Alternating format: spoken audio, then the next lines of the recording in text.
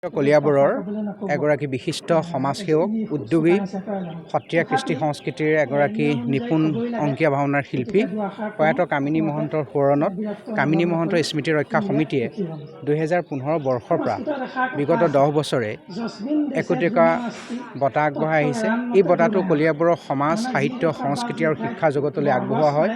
এই বছৰো তেখেতৰ আজি পবিত্ৰ স্মৃতি দিৱসত কলিয়াবৰৰ দুগৰাকী উদীয়মান সাহিত্যিক আৰু বিশিষ্ট কবিক এই বঁটা আগবঢ়োৱা হৈছে। বিশিষ্ট গল্পকাৰ ধ্ৰুৱজ্যোতি শৰ্মা ডাঙৰীয়াক 2025 বৰ্ষৰ আৰু যুটীয়াভাৱে একেলগে উদীয়মান কবি, যিগৰাকী শাৰীৰিকভাৱে যথেষ্ট অসুস্থ, কিন্তু তেওঁৰ সৃষ্টিকৰ্মত কেতিয়াও সেই ব্যাঘাত নজন্মায়, আমাৰ বৰভগীয়াৰ নৱজ্যোতি বৰালৈ যুটীয়াভাৱে এই বঁটা আগবঢ়োৱা হৈছে। আমি আশা কৰিছোঁ এই বঁটাৰ জৰিয়তে কলিয়াবৰৰ সমাজ জীৱন, সাংস্কৃতিক আৰু শিক্ষাৰ জগতলৈ আগবঢ়োৱা যিসকল নতুন প্ৰজন্মৰ কৰ্মকৰ্তা, তেওঁলোক উৎসাহিত হ'ব পাৰিব আৰু স্মৃতি ৰক্ষা সমিতিয়ে অনাগত দিনতো কলিয়াবৰৰ সমাজ জীৱনলৈ বিশিষ্ট বৰঙণি আগবঢ়োৱা ব্যক্তিসকলক এই বঁটাৰ দ্বাৰা সন্মানিত কৰি যাব।